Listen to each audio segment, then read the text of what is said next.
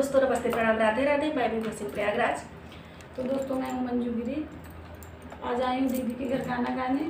और मैं भारती तिवारी आप सभी का स्वागत करते हैं मंजू गिरी 89 के चैनल पे। इनके चैनल का नाम है और दीदी का के चैनल का नाम है विभा सिंह प्रयागराज। आप लोग प्लीज़ ज़्यादा से ज़्यादा सपोर्ट कीजिए। और हम लोग चल रहे हैं बहुत ही प्यारा गाना सुनाने, ललन गीत। कैसा लगता है कमेंट में ज़रूर बताइए। खोरिया में तेल कटोरिया में उपटन, कटोरिया में उपटन, धनिया चली है सोनार रे लालन मायर, धनिया चली है सोनार रे लालन तो की जागा सासू के दूलरुआ, अरे सासू के दूलरुआ, अरे भोरा भैल बिन सर रे लालन, अरे भोरा भैल बिन सर रे लालन, चुमन चाटे जगमई ठाए दैया लगाई रे लालन मायर, ले दैया लगाई रे लालन,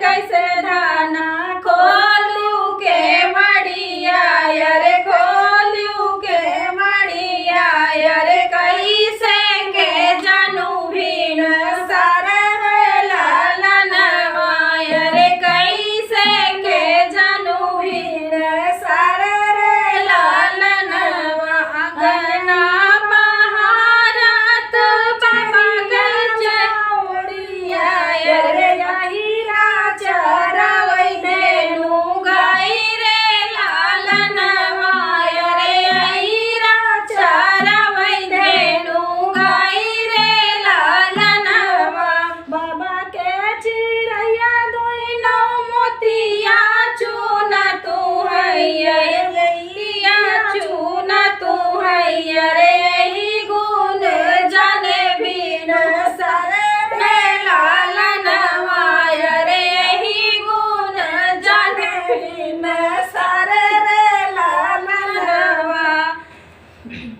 बिन सर रे लालन, दे तू ना मोरी दाना ढल तालवरिया, फाड़ की कटरिया, अरे ससुरु के देश हम जबै रे लालन, अरे ससुरु के देश हम जबै रे लालन, अरे चिड़ै पकड़ लाई अबै रे लालन, अरे चिड़ै पकड़ लाई अबै रे लालन।